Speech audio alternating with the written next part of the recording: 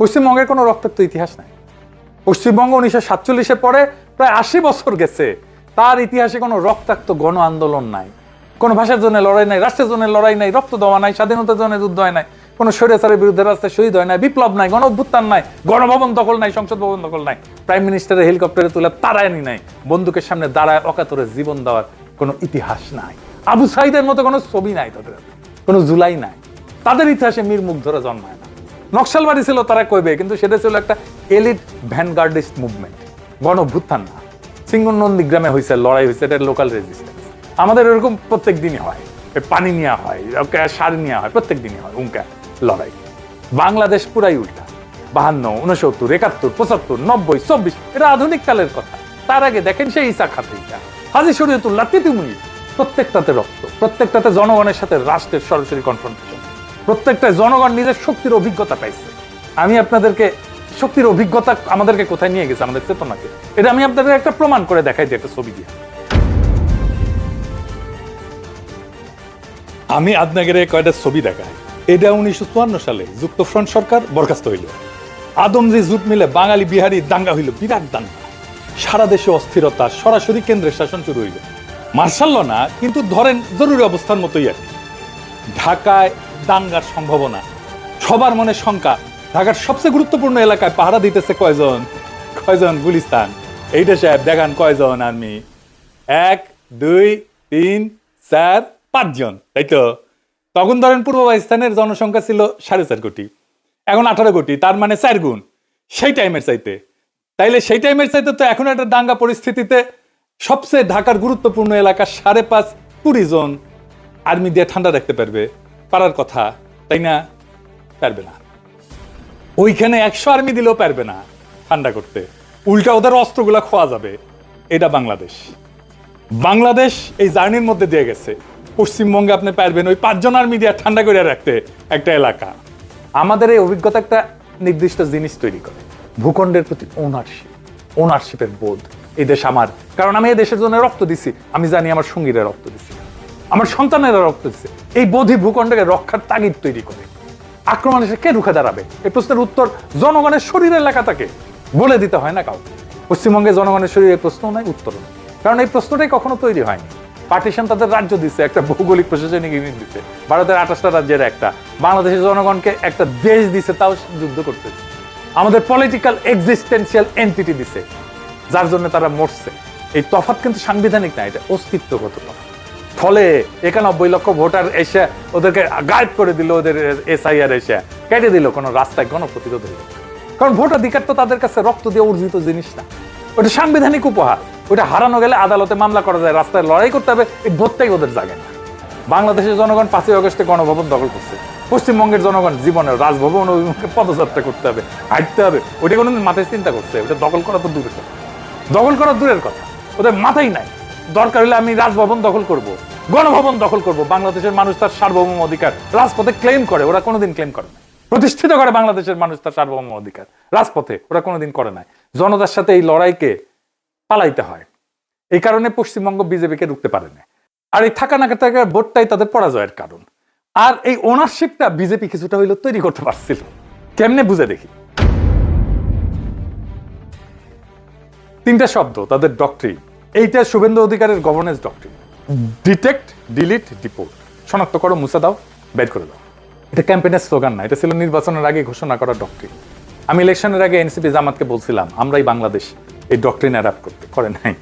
বিজেপির এই ডক্ট্রিনের সবচেয়ে ইন্টারেস্টিং মুহূর্তটা শুভেন্দুই কইছিল 1 বছর আগে, 2025 ফেব্রুয়ারিতে। বলছিল জয় বাংলা ভারতের স্লোগান না, এটা বাংলাদেশের স্লোগান। বাংলাদেশের স্লোগান ভারতে চলবে না। জয় বাংলা যে বাংলাদেশের স্লোগান, এটা তো পশ্চিমবঙ্গের কালেকটিভ মেমোরিতে আছে। মমতা নিজেই আইডেন্টিফাই করে দিল নিজেকে বাংলাদেশের সাথে, ফ্যাটাল মিস্টেক। সেজন্য মমতাকে বাংলাদেশে পাঠিয়ে দিতে চায়। হ্যাঁ, আসেন, পাঠিয়ে দেন, অসুবিধা নাই, আমাদেরই তো লোক। মমতার পূর্বপুরুষ নাকি কুমিল্লা না ওই দিককার বাসিন্দা ছিল। যাই হোক, জয় বাংলা ধার করেছিল মমতার শেষ অস্ত্র, তার ম্যানিফেস্টোর এপিসেন্টার। শুভেন্দু সেই অস্ত্রটাকে অপরাধের আইডেন্টিটি বানায় দিচ্ছে। জয় বাংলা মানে বাংলাদেশের স্লোগান, বাংলাদেশের স্লোগান মানে বহিরাগত মানে অনুপ্রবেশকারীকে ডিটেক্ট করো, ডিলিট করো, ডিপোর্ট করো। মমতার চুরি করা স্লোগান, যেটা দিয়ে বিজেপিকে ঘায়ল করতে চেয়েছে, স্লোগানের ভেতরে শুভেন্দু একটা বহিরাগত স্ট্যাম্প মেরে দিল। হ্যাঁ, ছাপ্পা মেরে দিল। একদম জিনিয়াস কাজ করছে, ভয়ঙ্কর রকমের জিনিয়াস কাজ করছে। এই ডিটেক্ট ডিলিট ডিপোর্টি এটা পশ্চিমবঙ্গের নতুন গভর্নেন্সের ভাষা। তারা রক্ষা করতে চায়, এই টেরিটরিকে রক্ষা করতে চায়, ওন করতে চায়। এটা ক্যাম্পেইন রেটরিক না, এটা একজন মানুষের ঘোষণা। রাষ্ট্রক্ষমতা পাইলে সে কিভাবে ব্যবহার করবে, এই যে তার কথা যে মানুষ পশ্চিমবঙ্গের মুখ্যমন্ত্রী হইতে যাইতেছে বা হয়ে গেছে। এখন একটা প্রশ্ন, মমতা কেন একটা চুরি করা স্লোগানের উপর শেষ পর্যন্ত নির্ভর করতে বাধ্য হইলেন? কারণ তার নিজস্ব স্লোগান, নিজস্ব ভাষা ছিল না, উত্তর ছিল না। কারণ পশ্চিমবঙ্গের কোনো রাজনৈতিক দলেরই নিজস্ব মতাদর্শ নাই। শুনতে খুব খারাপ লাগবে, কিন্তু এটাই সত্য। নিজস্ব ভাষা নাই, নিজস্ব রাজনৈতিক বয়ান নাই, অভিজ্ঞতা নাই, তাই ধার করতে হয়। আর ধার করার কাছের জায়গায় বাংলাদেশ, কিন্তু বাংলাদেশকে তারা দেখছে একটা বিশেষ চশমা দিয়া, আওয়ামী লীগের চশমা দিয়া। পশ্চিমবঙ্গের সব নন বিজেপি দল, এমনকি বিজেপিও, কংগ্রেস, সিপিএম, তৃণমূল, যাই হোক, আলাদা আলাদা ঘটনার রাজনীতি করে এরা, কিন্তু তিনটা একই চশমা পরে বাংলাদেশকে দেখে। তিনটাই আওয়ামী লীগের চশমা পরে বাংলাদেশকে দেখে। তিনটাই আওয়ামী লীগকে দেখে তাদের বাংলাদেশের স্বাভাবিক প্রতিনিধি হিসেবে, বাংলাদেশের জনগণকে দেখে না। এই অন্ধত্ব কেন? কারণ আওয়ামী লীগ ছিল ৭১ পরবর্তী বাংলাদেশের সেকুলার বাঙালি মুখ। পশ্চিমবঙ্গের সব সেকুলার রাজনীতি সেই মুখে নিজের প্রতিচ্ছবি খুঁজে পেত, পরে বিজেপিও খুঁজে পেত। সেই আওয়ামী লীগের মাধ্যমে তাদের হারানো জমিদারি ফিরে পাওয়ার স্বপ্ন দেখত। এই যে গৌরী প্রসন্ন মজুমদার একটা গান লিখছিল মুজিবকে নিয়ে, আবার লিখছে কলকাতার মানুষ গৌরী প্রসন্ন মজুমদার, গাইছেও কলকাতার মানুষ অংশুমান রায়। মানে এটা কলকাতার সুপ্ত স্বপ্ন তাদের মুখে এটা ধ্বনিত হচ্ছে, তাদের স্বপ্নের কল্পনা লেখা আছে ওই গান। শোনো একটি মুজিবরের থেকে লক্ষ মুজিবরের কণ্ঠস্বরের ধ্বনি প্রতিধ্বনি, আকাশে বাতাসে ওঠে রনি, বাংলাদেশ আমার বাংলাদেশ। সেই সবুজের বুকসেরা মেঠো পথে আবার যে যাব ফিরে, আমার হারানো বাংলাকে আবার তো ফিরে পাবো। শিল্প কাব্যে কোথায় আছে হায় রে এমন সোনার খনি। বুঝা যায় বাংলাদেশ তার কাছে সেই হারানো সোনার খনি, মুজিব সেই সোনার খনি আবার ফিরে পাওয়ার মওকা করে দিছে ওকে। ফলে বাংলাদেশের জনগণের রাজনৈতিক অভিজ্ঞতা ৫২, ৬৯, ৭১, ৭৫, ৯০, ২৪ এই রক্তাক্ত ইতিহাসকে আলাদাভাবে ওদের বুঝে দেখার দরকার পড়ে। কেন তারা বারবার এইভাবে রক্ত দেয়? তাই মমতা বা পশ্চিমবঙ্গ বাংলাদেশের শক্তিটা দেখতে পাই কখনো না। তাই বাংলাদেশের কাছ থেকে কিছু নিতে হবে, এটা কল্পনাতেই আসেনি, তার কাছ থেকে নিতেও পারে। সবসময় বাংলাদেশকে মাটিতে মাথা চেপে রাখতে চাইছে, কখনো তার কাছ থেকে শিখতে চায় নাই। মমতার বা পশ্চিমবঙ্গ কখনো বাংলাদেশের জনগণের সঙ্গে কোনো সম্পর্কই করতে চায় না। কিন্তু দেখেন পশ্চিমবঙ্গের ইকোনমি একটা বড় অংশ দাঁড়ায় আছে বাংলাদেশের উপরে।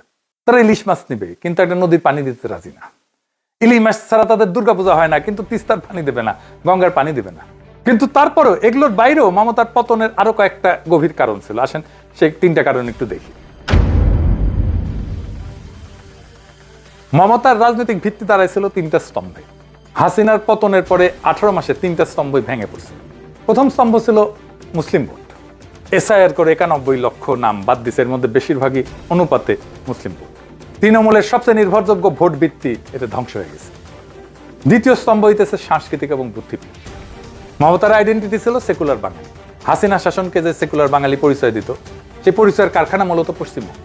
কলকাতার সাংবাদিক, চলচ্চিত্রকার, সাহিত্যিক, অধ্যাপক, বুদ্ধিজীবী, আনন্দবাজারের কাভারেজ, তারপরে যাদবপুর প্রেসিডেন্সির বুদ্ধিভিত্তিক বলয়, কলকাতার সিনেমা ফেস্টিভ্যাল, বাংলাদেশের সরকারি অনুষ্ঠানে কলকাতার শিল্পীদের আমন্ত্রণ, এইটা পুরা জাল। এইটা দুই পক্ষের জন্য গুরুত্বপূর্ণ ছিল। কেন? কারণ হাসিনা শাসন যত বাংলাদেশের ভেতরে নির্বাচনী বৈধতা ছিল, তত বাইরের সাংস্কৃতিক বৈধতার উপরে নির্ভর করতে হচ্ছে। কলকাতার এই বলয় ছিল সেই বৈধতার কারখানা। আমরা পরে দেখবো যে হাসিনার বয়ানগুলো ইন্ডিয়া থেকে তৈরি হয়ে আসছে। আমরা দেখবো, আজকে একটা এক্সাম্পল দিয়ে দেখাবো যে কিভাবে হাসিনার বয়ান তৈরি করে দিত। তো তৃণমূলের ঘনিষ্ঠ অনেকে এই জালের মধ্যে ছিল, বিজেপির সাথেই ছিল। এই সম্পর্ক যতদিন চলছিল পশ্চিমবঙ্গের রাজনৈতিক কল্পনা একটা কৃত্রিম আয়নায় আটকাইছিল। বাংলাদেশকে আলাদা স্বতন্ত্র সত্তা হিসেবে দেখার দরকার পড়ে। কারণ কলকাতার নিজস্ব বুদ্ধিজীবী শ্রেণী হাসিনার বাংলাদেশকে আসল বাংলাদেশ হিসেবে দেখতো, প্রচার করত। মমতার সেকুলার বাঙালি পরিচয়ের জন্য এই আয়নাটা অপরিহার্য ছিল, কারণ তাছাড়া তার সেকুলার বাঙালি পরিচয় দাঁড়ায় না। কারণ আয়নায় তিনি দেখতেন ওই পাশেও আছে আমার মতোই ভাবনার মানুষ, আমি একা না, হাসিনাও আমার মতোই। তো ৫ই আগস্ট ২০২৪ সে হারান্নার চঞ্জন পিড়া ভেঙে পড়ল।